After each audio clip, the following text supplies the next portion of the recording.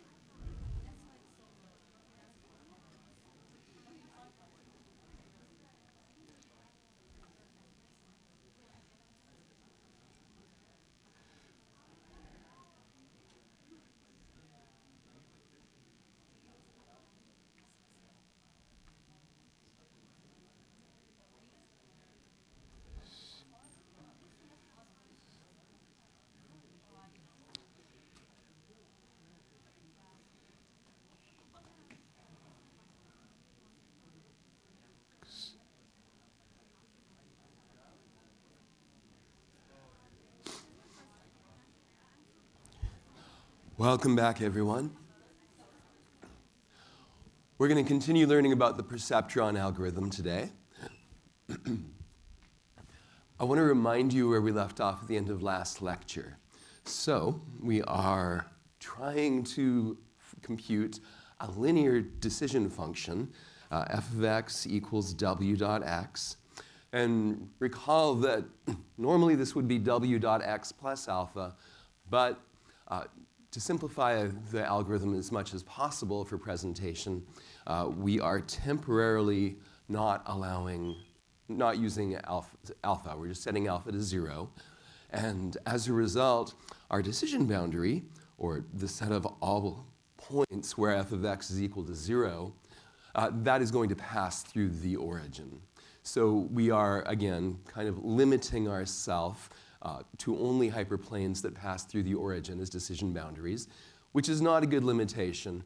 But again, today I'm going to show you magically how to remove that limitation later after we learn the basic algorithm.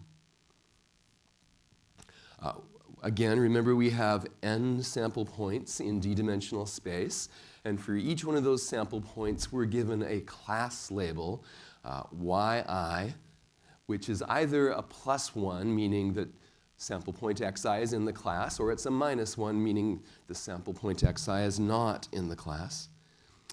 And the goal is we are trying to find a vector of weights w such that all of these constraints are satisfied. And what these constraints mean is that our classifier correctly classifies all of the training points. Now, it's not obvious how to find a w that satisfies all those inequalities. That's one inequality for each sample point. Our approach is to reformulate it as a function that we can minimize. And if we are able to minimize that function all the way to 0, then all of those constraints will be satisfied, and we will have a linear classifier that correctly classifies every training point. Particular thing to note about this expression is that I have this set V here. V is the set of, well, roughly speaking, it's the set of all the points that are currently being classified wrong by the current vector w. And so formally, V is the set of indices I for which this inequality holds. yi(xi).w is less than 0, which you'll notice is just the opposite of the inequality that we are trying to enforce. So V is the set of currently misclassified points. We're going to update the weights in such a way that we can reduce the sum of what you might call misclassification errors. So the first thing I want to say about this is that when we started thinking about this, our goal was to find a hyperplane in the feature space that divides the points into those that are in the class and those that are not in the class. But what we've effectively done here is we've translated this into a different geometric problem, where now we are trying to find a point w, which is in different space than feature space. So you can think of w, the value we're trying to optimize, as living in another space that I'll call w space or weight space. And so the function that we want to optimize, you can see that's a function of w. W is the only variable here. Everything else we're thinking of as a constant when we train this classifier. So if we plot that risk function, that's going to be a function over weight space, over w space, not over the original feature space. And so again, we've translated a problem of finding a hyperplane in one space to a problem of finding a point in a different space. And we want to understand the geometry of that transformation explicitly. So let me try to make that a little bit more intuitive for you. There's a sense in which several kinds of objects in X space, which is the feature space that our sample points live in, transform to objects in W space, or the space that our weight vector lives in. And so I'll draw a little table with two entries. On the left, we'll have what something looks like in X space. On the right, we'll have what does it look like in W space. Well, the thing we're trying to find in X space is a hyperplane, which is the set of all points z such that w dot z equals 0. So we want to find this hyperplane in X space. Well, the only parameter here that we can choose is w. So we can think of W as being a point in weight space.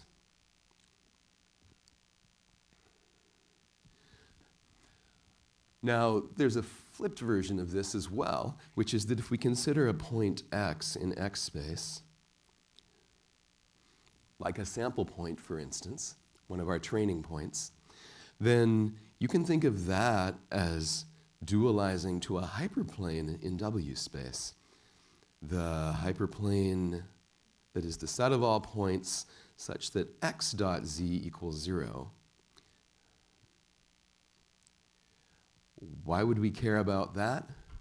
Well, one really interesting thing about this transformation is that if you have a point x that lies on this particular hyperplane, then in x space, then it is always true that the point w in w space lies on this hyperplane. So, and this goes both ways. So an incidence in x space, meaning the point lying on the hyperplane, turns into an incidence in w space, the point w lying on that hyperplane, and vice versa. They imply each other. And it's really easy to see why that is true.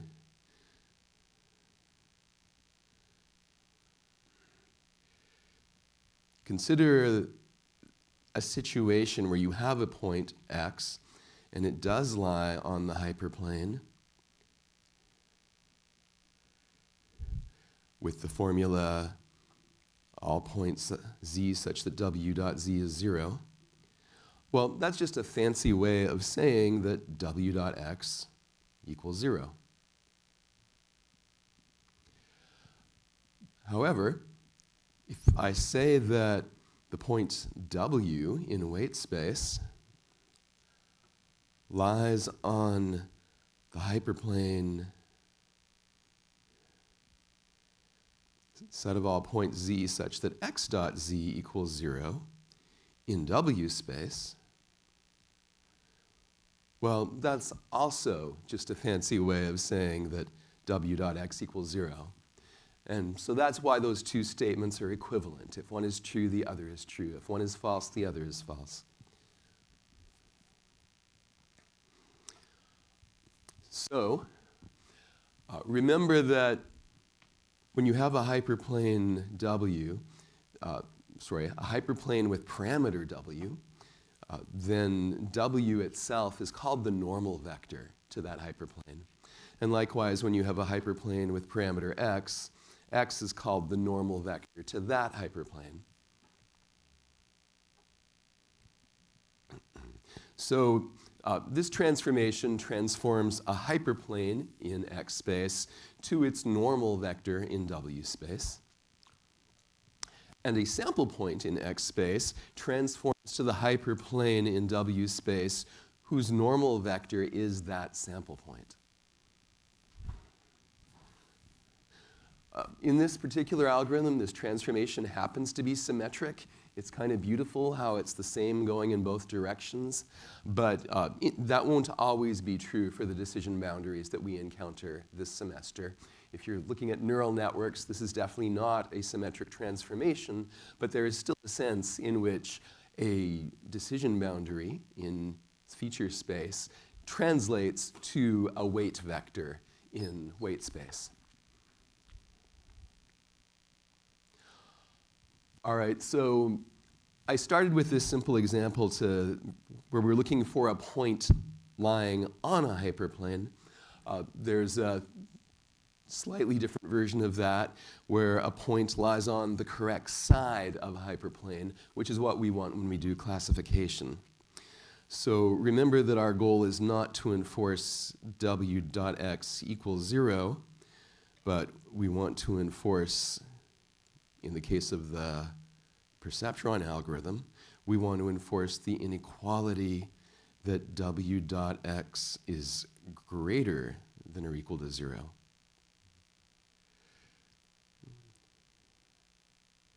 So what that means, the reason why we came up with this constraint in the first place, is because in X space,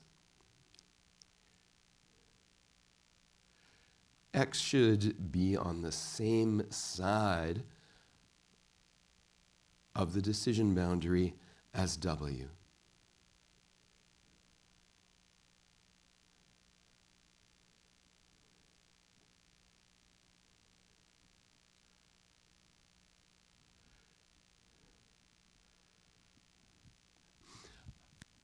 So remember, we started with this. This is our original goal.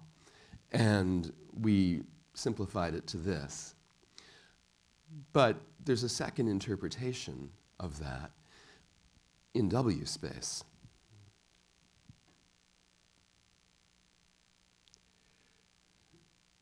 And that interpretation is that in W space, W should be on the same side of this hyperplane as X, the hyperplane in question being one whose normal vector is X. So I want you to see what that means visually. So I will draw an example where first I'll draw our X space.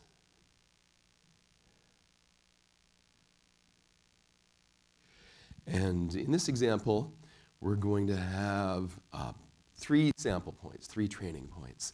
So there is a training point C here, which is in class C. There's a training point X here, which is not in class C. And there's a training point X here, also not in class C. Well, let's see what situation that creates in W space.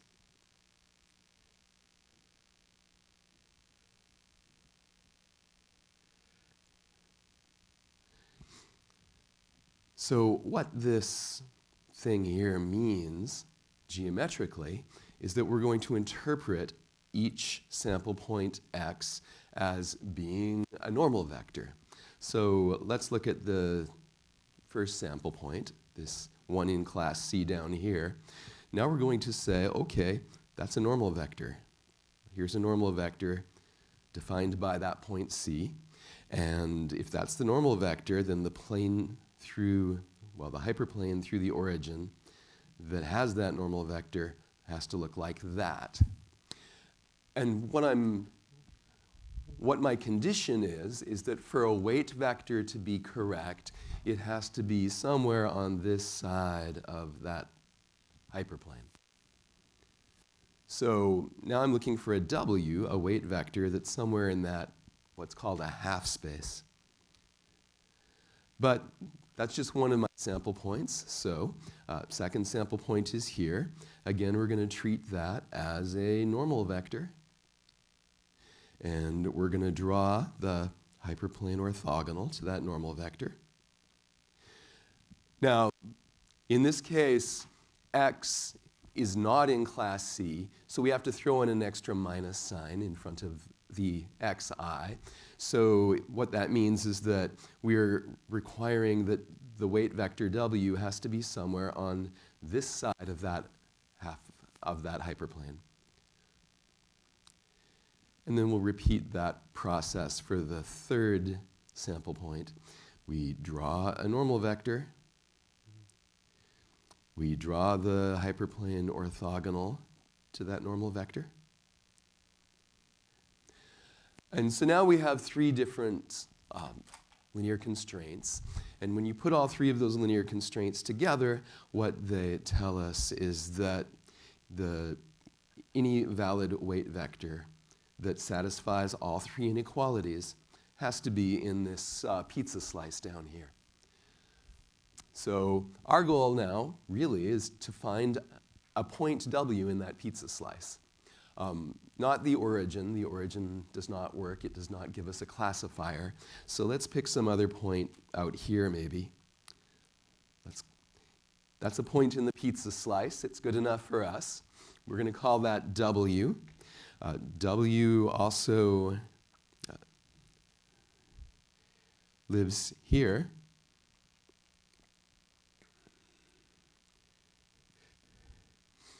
So when we go back to X space, now we are interpreting W as a normal vector. And what is the hyperplane through the origin orthogonal to that normal vector? Well, it's this one here. So that is my classifier. That last hyperplane I just drew, that's going to be our answer. That's going to be the output of our perceptron algorithm. A question?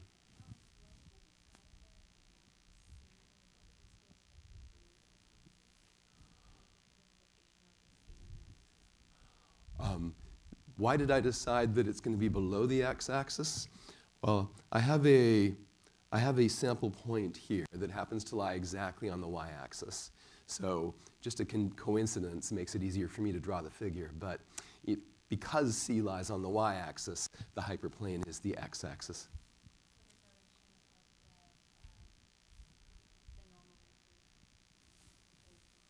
Exactly. The location of the sample point determines the direction of the normal vector, which in this case is straight down.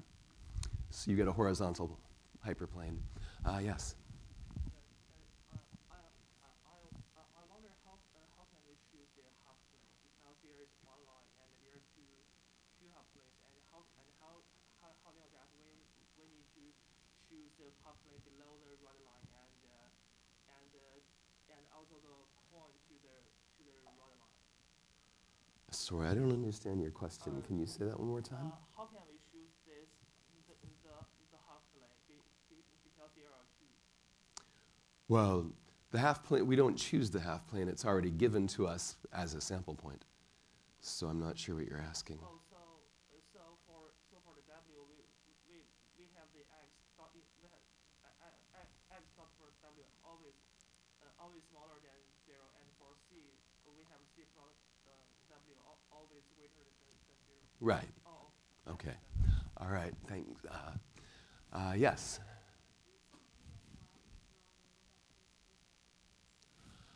Why we draw normal vectors to the sample points is the question. And essentially, that just comes out of this interpretation of this formula. So I start with this formula, and I'm turning that into geometry. And there's what the geometry looks like in X space, and there's what it looks like in W space. So this is just a geometric way to interpret what we already decided algebraically. I hope that helps. Other questions? Mm-hmm.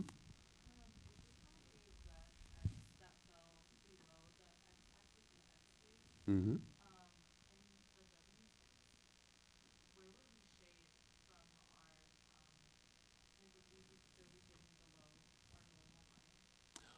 Well, so if you had another x that was somewhere like down here, that's what you're asking? Well, it depends on where exactly that x is. So if that x is where I just drew it, you'll notice that it's still on the correct side of the decision boundary. So if I draw the normal vector and the probably didn't get that quite right. If I draw the normal vector and the plane orthogonal to it, W is still on the correct side of that hyperplane. On the other hand, if I were to take a new sample point that lies right here, then what I'm going to find is that now there are no valid points left. And the reason why there are no valid points left is because this point set is not linearly separable. And so there's no answer, and the perceptron algorithm will fail. I hope that answers your question. All right, cool. So just a reminder of what we've accomplished here. We've switched from the problem of finding a hyperplane in X space to the problem of finding a point in W space. And the reason why we want to do that is because that is a better fit to how we think about optimization algorithms. Finding an optimal point in some space is how optimization algorithms naturally tend to think. All right, So given these 3 sample points here, let's see what the risk function looks like now. You saw this briefly at the end of last lecture. Now you can actually see what are the sample points that created this particular situation, this particular risk function. So reminder, there are 2 coordinate axes here, which are the weights. So there's 2 weights, weight 1 and weight 2. And then the third direction, the vertical direction, is our risk function, which is defined on the weight vector. So that's what we're graphing here. And on the right-hand side is a contour plot of exactly the same risk function. So these are just 2 different ways to visualize exactly the same function. Here, our axes are W1 and W2, and then we use isocontours and color to convey the risk. And of course, you'll notice that there's a really, really obvious similarity between these 2 figures. The bottom left one, you've got these creases in a piecewise linear risk function. The top right one, you can see where those creases come from. And remember that there's this zone here where I'm telling you is the set of valid weight vectors that will actually give us the classifier that does what we want. Well, in this figure down here, that's essentially this pizza slice here. That is a slice in which r equals 0. The risk function is 0 for every point in that pizza slice. So when we're trying to minimize this function, we're more or less happy with any point in that pizza slice. Though, technicality, we really want to point in the interior of the pizza slice if we can. The perceptron algorithm isn't actually very smart about that. And we definitely don't want the origin. The origin does not give us a classifier at all, so that's no good. But anyway, all of these points are optimal. They minimize our risk function. So now we have an optimization problem. Let's minimize r. We need an optimization algorithm to solve it.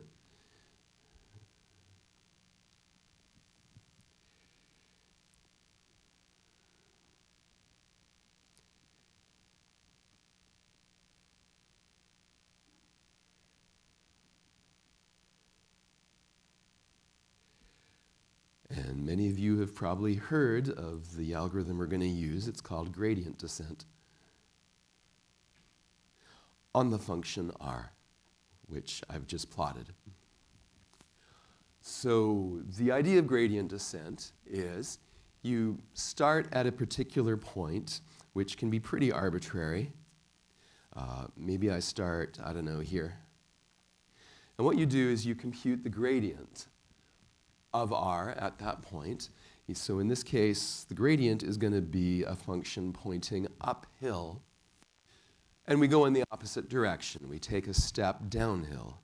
So we will take a step down the hill. And now we're at a new point. And from here, we compute the gradient again. And we take a step downhill. And so maybe that step goes like this. And we wind up here. All right, compute the gradient again. Take another step downhill. Depending on how far downhill we go, we might overstep the pie slice. You notice we walked right over the optimal points, but we missed them. Well, that can happen sometimes. So we'll compute the gradient again and take another step downhill. And maybe at this point, we are in the pie slice. We have found a w at which the risk function is 0, and we're done.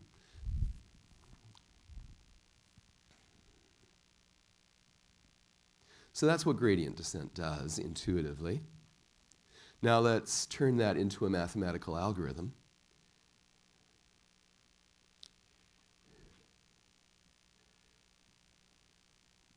So We're going to start with an arbitrary starting point W, which could be anything except the origin. The origin ruins everything, so stay away from the origin.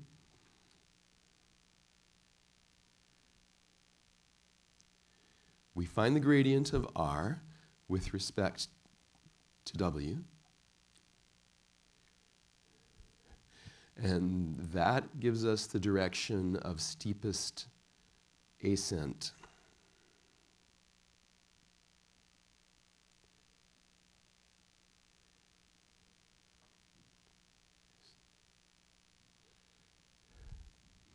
All right, so we don't want to go uphill, we want to go downhill.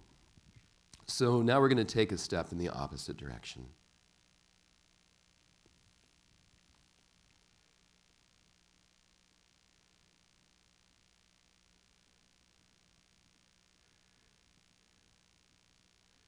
There was a question here?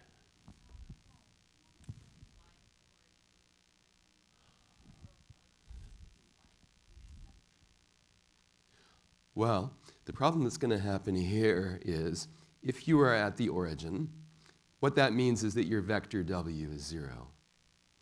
And so if you try to use 0 as a classifier, it's not going to tell you anything. It just tells you the output is always 0 for every test point. So it doesn't distinguish between points at all.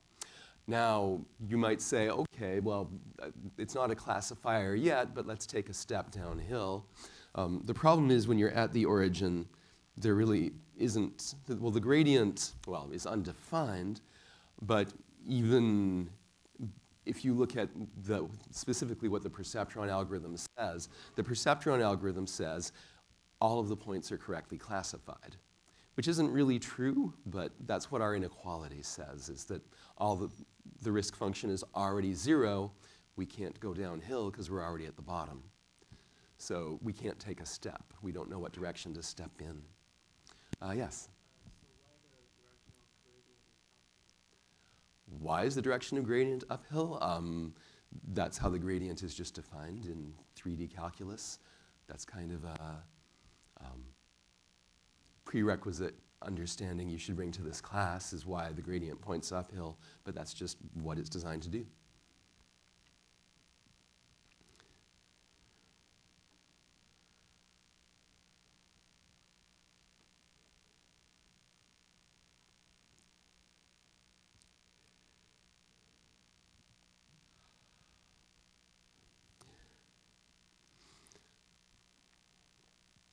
So hopefully you recall from your calculus class, which is a prerequisite for this, that the gradient of a function R, where R is a function of a vector W, is a vector giving you the set of the partial derivatives of R with respect to each of the components of the vector W.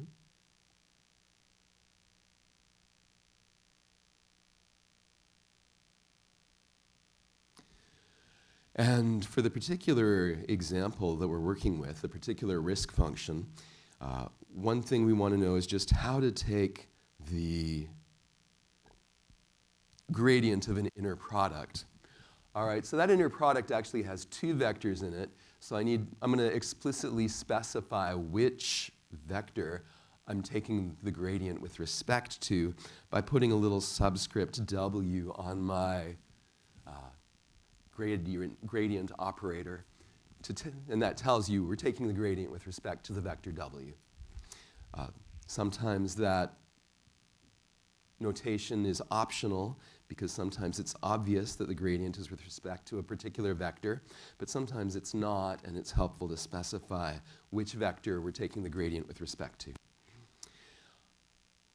So, what are the partial derivatives of, what's the partial derivative of z dot w with respect to w1? Well, that's z1. And the partial derivative with respect to w2, well, that's z2. So this particular partial derivative is really simple. It's just the vector z, which brings us to bringing us back to our risk function. Well, the risk function is the sum over this set of indices v of minus yi xi dot w, so I'm just going to take the gradient of minus yi xi dot w, which, according to the formula I just put up, is going to be minus yi xi. All right, so that's the gradient of the risk function that we're going to use, and that's the gradient that I need in order to do gradient descent. So now that we know the gradient, let's use it. Let's write a little algorithm that keeps walking downhill. So given that you are currently at a point W, we walk downhill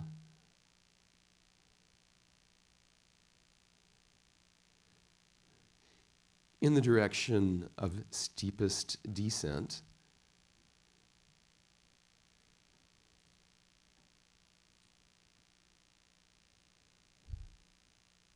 And that direction is minus grad r.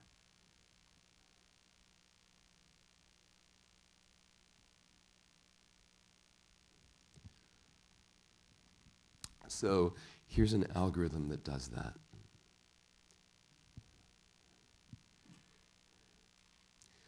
So our algorithm starts at an arbitrary non-zero starting point.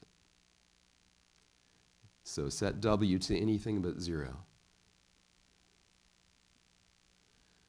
Now, I'll just happen to mention that a good choice is pick one of the sample points I and just set W to yi xi.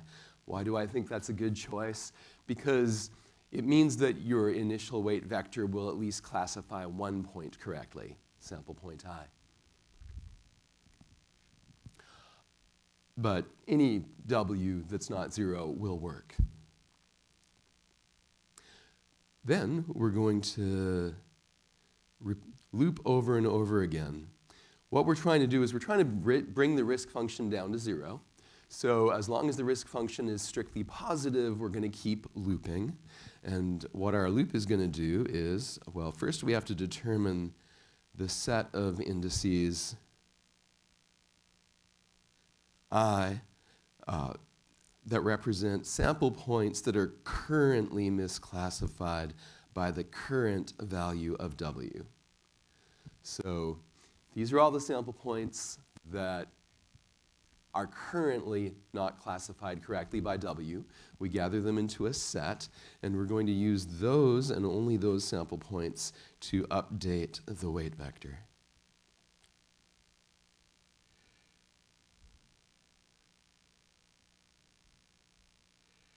And the way we're going to do that is we're just going to take W and update it by adding the direction of steepest descent, minus RW here. Sorry, minus grad R here. And so that's what this is here, is minus grad R. However, you'll notice I've also added one other thing. There's this scalar epsilon that I've thrown into.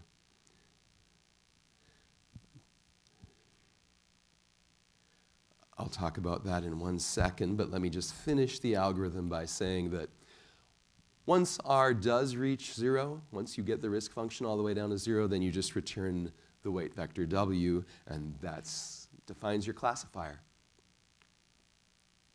All right, so what's that epsilon? It's something called the step size. In machine learning, so many things have multiple names, so it's also called the learning rate.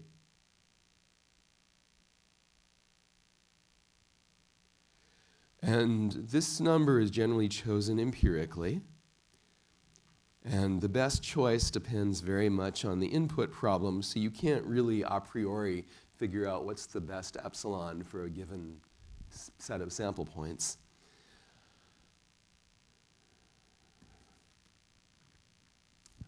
But technically, any epsilon will work as long as it's positive. Any questions about this? In the back.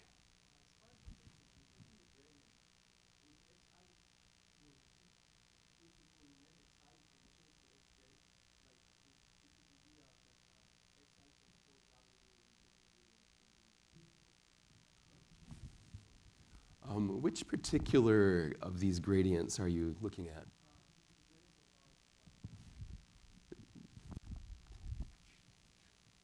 Sorry, say that one more time. Okay, this one here.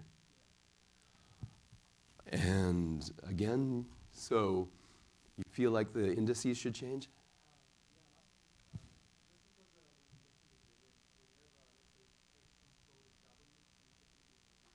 Mm-hmm. Okay. For this class, I'm trying to stay away as much as possible of the details of whether you use a vector or its transpose as a gradient.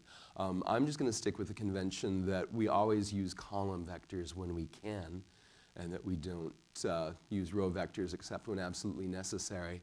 And I know that other courses have other conventions, but I'm just going to try to keep it simple so that we don't have to deal with those issues. Yes? Kind of like expanding this out, I was kind of wondering, say we were trying to use like a gradient descent algorithm for a particular risk function that, like, say was like perhaps non-convex and like had a bunch of like local minimum. Mm-hmm. How would we account for the fact that we can't really like restart without keeping any like state, and also we can't just like keep on like going on while we're sure that there's like other places of the function to explore. How do we kind of like expand our algorithm to like deal with those cases? Okay, the question is, what if we have a non-convex function that possibly has many local minima, which is something I'll have more to say about in upcoming lectures. But in short, for general functions, ones that are not necessarily convex, have many local minima, it is a very hard problem to globally optimize them. And that's far beyond what we can take on in this course. And generally, we don't try. So we will study neural nets, which is very much fits the description that you gave, very non-convex objective function, very many local minima possibly. And there are reasons that advanced research right now is still trying to understand why those, if they have enough parameters, neural networks tend to give you good solutions, even despite the fact that you can't actually solve the global optimization problem. But the short answer is it's a very hard problem, and no, you can't, in general, expect to find the global minimum of an arbitrary function. No, it's just too hard. Yeah.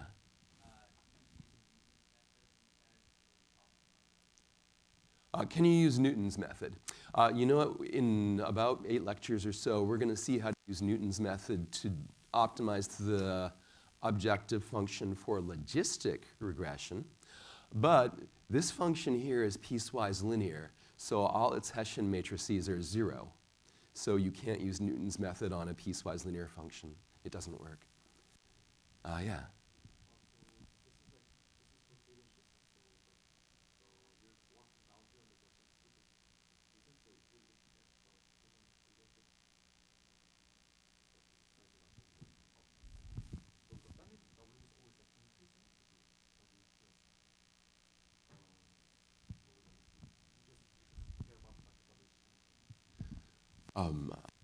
Is what always increasing? The weights? The weights aren't always increasing, but the important thing about this algorithm is that it does have the property that the risk itself is always getting smaller. Well, okay, you have to be careful with that. It's a little more complicated than that. There is a theorem that proves that this algorithm will always converge. It's not simple to prove, though. Mm-hmm.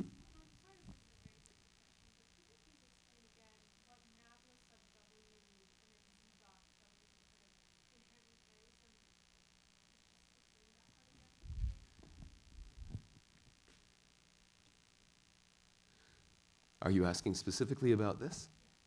Okay. Well, I'm not sure exactly if this is answering your question, but it might help if you write this out, this dot product, as scalars. And so once you've written it out as a scalar, now if you want to take the partial derivative of that with respect to W1, hopefully it's clear now that that partial derivative is just going to be Z1, and all these other terms, because they don't have W1 in them, are going to go to 0.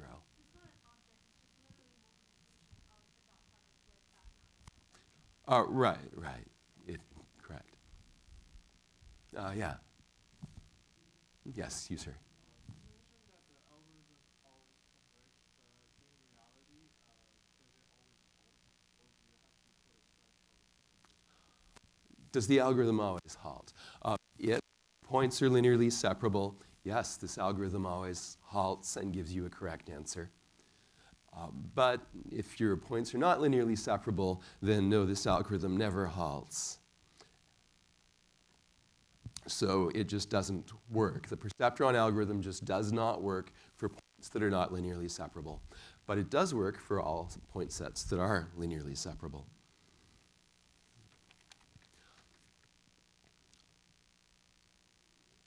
All right, so there's a problem with this algorithm, which is that it's really, really, really slow. Each step of this algorithm takes order ND time. And you can see that just because it has to look at every component of every training point. And so a natural thing to ask is, can we improve this? Well, there is a very successful way to improve it.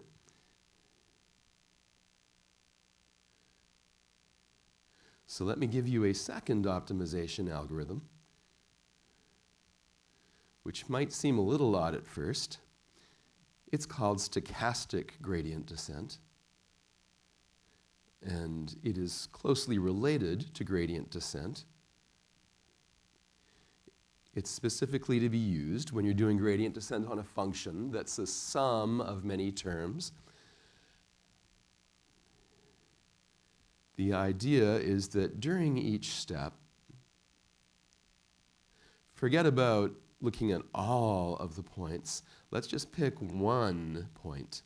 Now, for the perceptron algorithm, that's going to be one misclassified point. But in general, we will see stochastic gradient descent a lot more this semester. In the future, we're going to pick one point at random, misclassified or not. But for the special case of the perceptron algorithm, we can just focus on the misclassified points, the ones that are currently misclassified by the current weight vector. And once you've chosen your misclassified point, you're going to do gradient descent not on the risk function, but just on the loss function for that one point. I defined this loss function last lecture. In case you forgot, you can go look back. Now, this is the real perceptron algorithm. The perceptron algorithm is not doing gradient descent on the risk function. It's doing stochastic gradient descent on this sum of loss functions. And the nice thing about that is that each step takes order d time, because you're only looking at one sample point, instead of order nd point. With a caveat, that is not counting the time to search for a misclassified point. I don't want to get into the weeds of how you find a misclassified point efficiently. It's easy when there's lots of them. It's harder when there's only one left.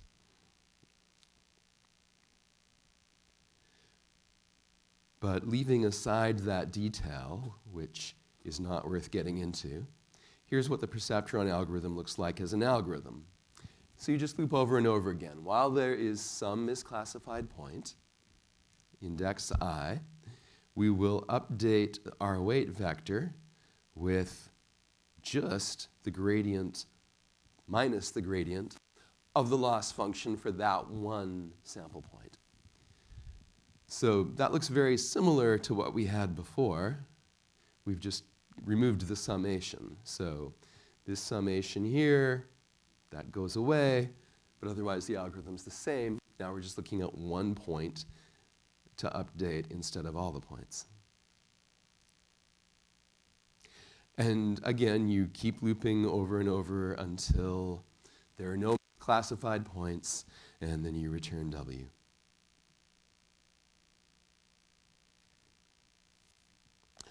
And this too is guaranteed to work on linearly separable points. And this too, if you give it points that are not linearly separable, it'll loop forever and never terminate. So again, stochastic gradient descent is very popular. We're going to see it several more times this semester, especially for neural networks, also for logistic regression. Stochastic gradient descent does not apply to every problem that gradient descent applies to. The perceptron risk function in particular has special properties that guarantee that stochastic gradient descent will always succeed. But you do have to apply a different understanding of stochastic gradient descent to different risk functions or objective functions. Yeah. What is T? D. Oh, yeah. D is the dimension of feature space. Well, dimension, think of it as the dimension of the sample points. Or the number of features of each sample point.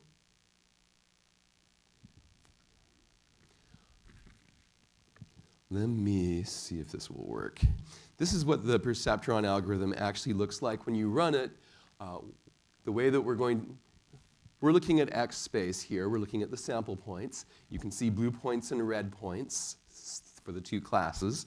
And the way this animation is going to work is whenever there's a little yellow star, like that one at the top, that yellow star tells you which sample point has currently been chosen arbitrarily to update the decision boundary. And then whenever W gets updated, well, you'll see the decision boundary move, and that's how you know how W got updated. So, what on earth is that? These things are completely... This worked fine when I did it at home, but now... Oh, is it? Oh, you do see it. I see. Ha ha ha. Let's try this again and see if this works. All right.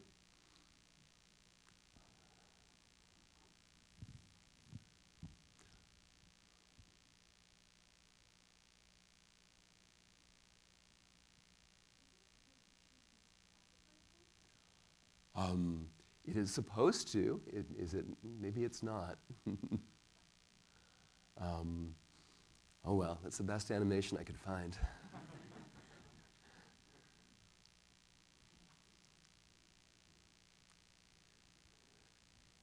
All right, so that's the perceptron algorithm. But there's a big problem that I left open, so let's tie up the loose ends now. What if your points are linearly separable, but the separating hyperplane, well, none of the possible separating hyperplanes pass through the origin?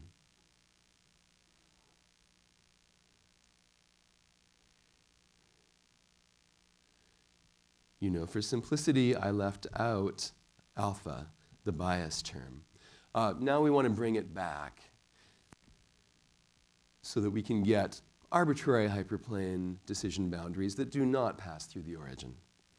Well, the trick here is you use the perceptron algorithm exactly as I've already described it, but you modify the data slightly to add a fictitious dimension.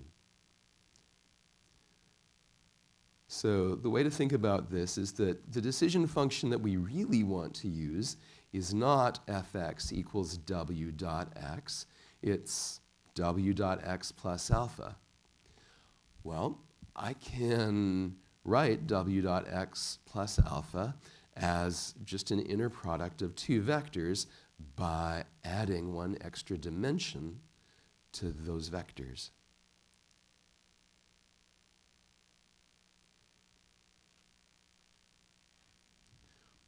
All right, so what I've done is I have lengthened the weight vector by adding the bias term to the end, which makes sense because the bias term is really just an extra weight, in a sense, an extra parameter that our algorithm needs to learn.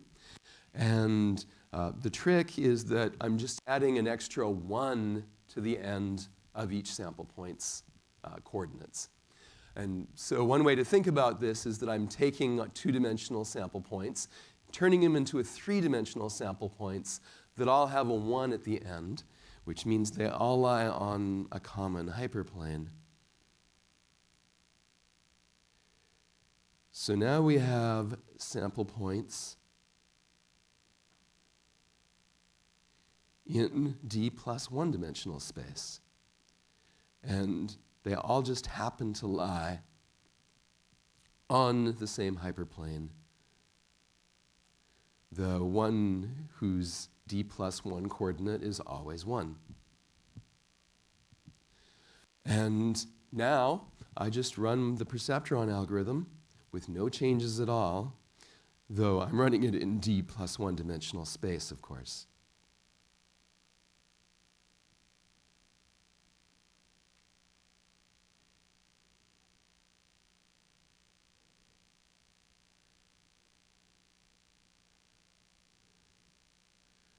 And so this is a nice little standard geometric trick where we simulate a general hyperplane in d dimensions, or a hyperplane that's not constrained to pass through the origin in d dimensions, as a hyperplane that passes through the origin in d plus 1 dimensions. So remember this trick because it's going to come back when we learn regression in about 4 weeks. Any questions about that? Mm-hmm. I wonder why given a dimension is better than calculated as alpha directly. The reason why adding this dimension after the fact is simpler than accounting for the alpha directly is that if you try to derive the algorithm with alpha directly, it just looks a lot more complicated and it doesn't really give you any added value. True. But that just falls out of this automatically without you even having to think about it. So, other questions?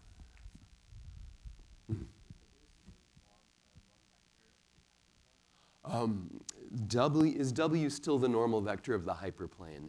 In fact, yes, it is in the sense that I just said that we're simulating a general hyperplane in d dimensions by using a hyperplane through the origin in d plus 1 dimensions. And so this augmented W vector with the extra coordinate is, yes, the normal to that hyperplane through the origin in d plus 1 dimensions. Mm-hmm. A little historical background. The perceptron algorithm was invented again in 1957 by Frank Rosenblatt, who was then at the Cornell Aeronautical Laboratory. And it was originally designed not to be like a computer program. He designed it to implement in hardware for image recognition. And at that time, he was trying to just work with a 20 by 20 image sizes. That's all. Things were different in 1957, and here is the hand-assembled Mark I perceptron machine. This is a machine that took up, a significant corner of a room, lots and lots of wires, all added by hand, with electric motors to do the weight updates. So pretty amazing how much work you had to do back then to do what we can do trivially on our cell phones now. After inventing this algorithm and this machine, he held a press conference where he predicted that perceptrons would be, quote, the embryo of an electronic computer that the Navy expects will be able to walk, talk, see, write, reproduce itself, and be conscious of its existence. Well, we're still waiting on that. But you can see AI was ambitious early. One interesting thing about the perceptron algorithm is that it's what's called an online algorithm, which means that if new training points come in while the algorithm is already training, you can just throw them into the mix and keep looping. Now, the main theoretical result behind perceptrons is called the perceptron convergence theorem, which says that if the data is linearly separable, the perceptron algorithm will find a linear classifier that classifies all of the data correctly, and moreover, it will take at most big O of r squared over gamma squared iterations to do so. What are these two numbers, r and gamma? Well, r is just the maximum size of a sample point norm as a vector. And that's called the radius of the data. And gamma is something called the maximum margin, which we're going to learn next. Now, we are definitely not going to prove the perceptron convergence theorem in this class because they're obsolete. There's better ways to solve the same optimization problem now. But a lot of what we've learned is going to carry over to more complex algorithms that also use stochastic gradient descent or regular gradient descent. So lots of reasons why it's obsolete. The algorithm is still slow, even with the speed up that we gave it.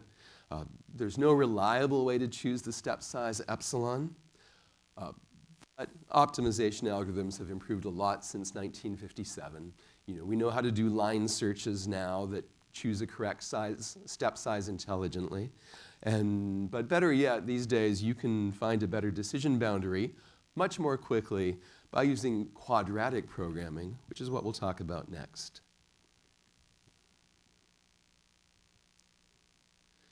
So moving on to something a little more useful.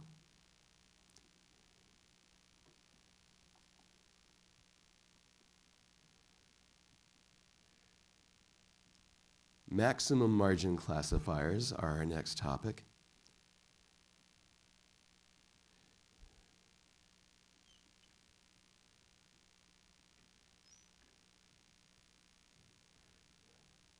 So suppose you come up with a linear classifier. Then the margin of that linear classifier is the distance from the decision boundary to the nearest sample point.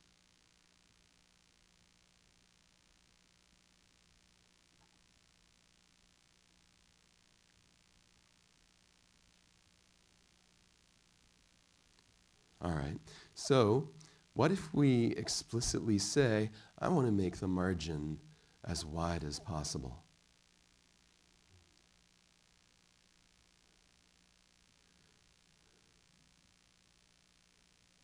Well, then in general, what you usually get is a better classifier. So let me draw an example of what I'm implying here. Again, we'll use a two-dimensional feature space. And here are some points in class C. And here are some points in class X. So in this example, the maximum margin classifier would be about here.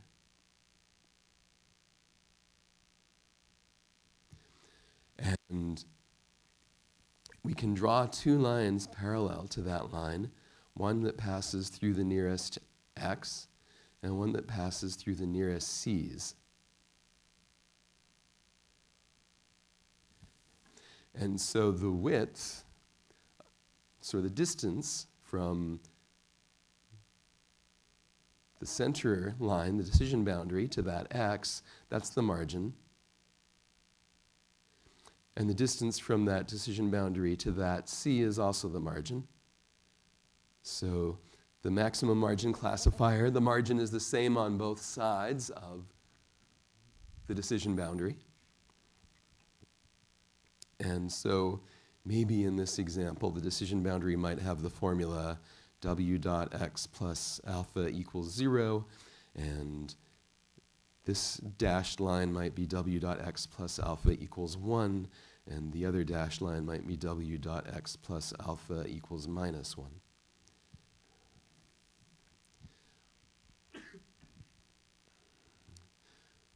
So how do we get this? Well, first of all, we're going to enforce some linear constraints that are different from the perceptron algorithm, but kind of inspired by the same goals. Now our linear constraints will be of the form yi times, in brackets, w dot sample point xi plus alpha has to be greater than or equal to 1 for every sample point. All right, so notice that the right-hand side here is a 1 rather than a 0 as it is for the perceptron algorithm. It's not obvious, but this is a better way to formulate the problem. And one of the reasons why it's better is because it makes it impossible for a weight vector w to get set to 0. The solution will always have a non-zero weight vector if there is a solution, if the points are linearly separable. All right, so let's try to think about the margin now. How do we know how big the margin is? Well, recall something I said last lecture. If w happens to be a unit vector, then the signed distance from our decision boundary hyperplane to a particular sample point xi is w dot xi plus alpha. But in general, you can't usually count on w being a unit vector, so we need a general expression for the signed distance that is true even when w is not a unit vector. And the way you get that is you write this instead. And the key observation is that this decision boundary is exactly the zero set of that is exactly the same as the zero set of that, but now we've managed to stick a unit vector there, and so this is actually now the correct signed distance.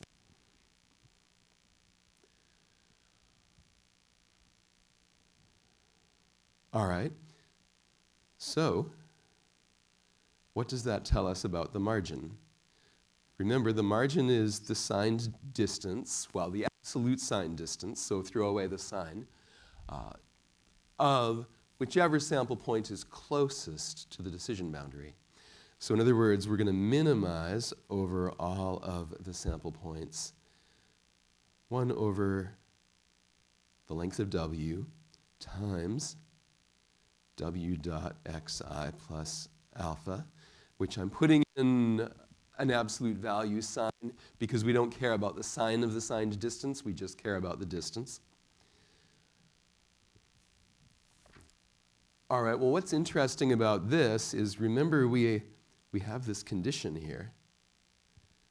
So this condition implies that this thing down here is always greater than or equal to 1. So the margin will always be greater than or equal to 1 over the length of our normal vector w. That's pretty interesting. What this means is if I want to maximize the margin, I can do that by minimizing the length of w.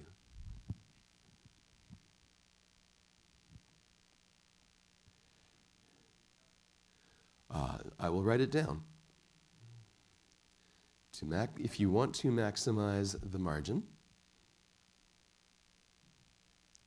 then we can achieve that by minimizing the length of w subject to the constraints that we're enforcing here. So now I will write that as an optimization problem that we want to solve.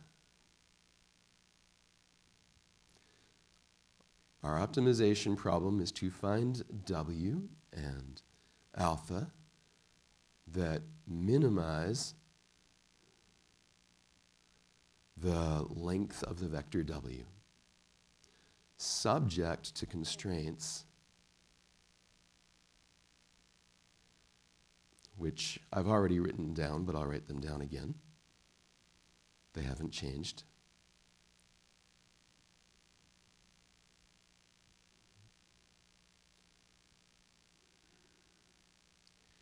And I'm going to put that in a big box to remind you that this is a formally defined optimization problem, so we can talk about its solution, we can talk about algorithms for optimizing it, et cetera, et cetera.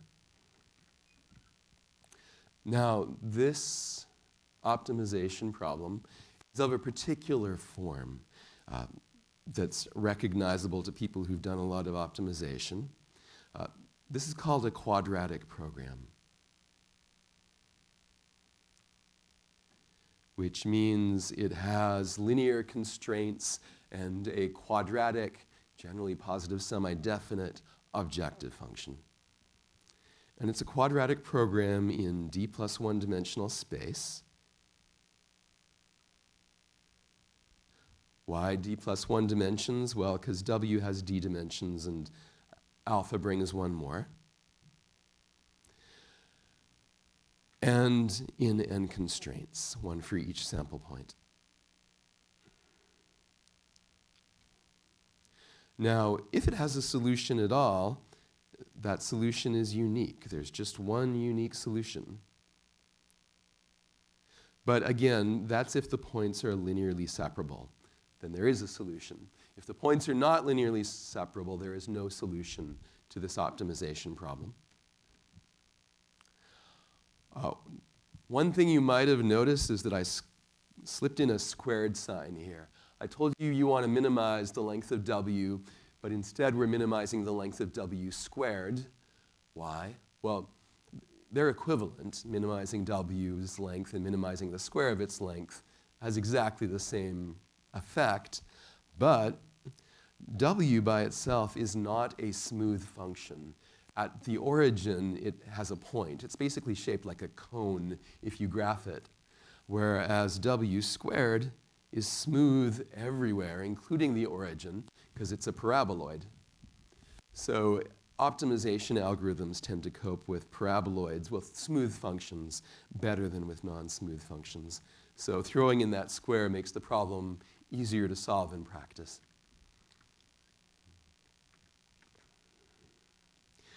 The solution to this quadratic program is the maximum margin classifier.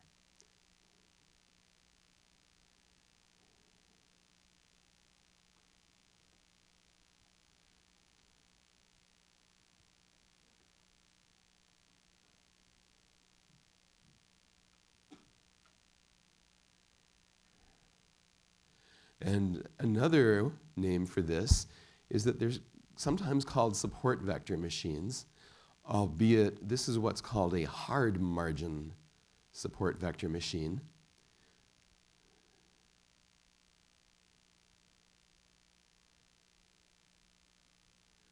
And support vector machine is usually just called SVM for short. It is a very famous topic in machine learning.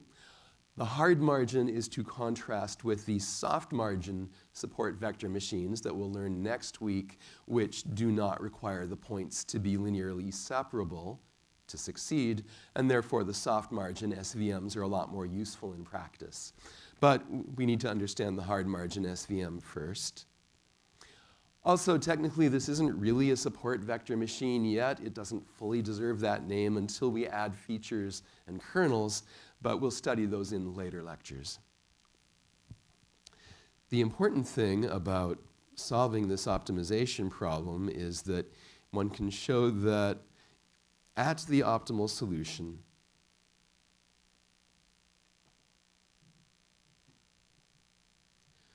the margin is exactly 1 over W. Sorry, 1 over the length of W.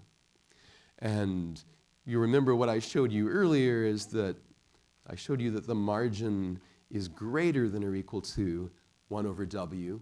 But when you maximize the length of W and make this as big as you possibly can, then that inequality becomes equality.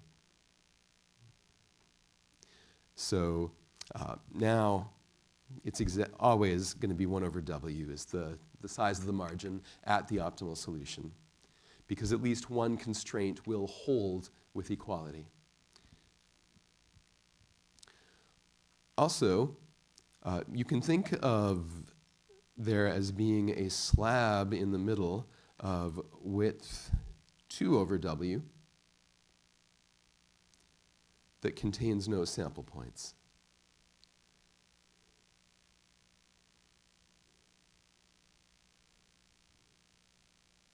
With the decision boundary running right through the middle of that slab. So the slab I'm referring to is the set of these points here. So that's 2 over the length of W, because there's 2 margin widths.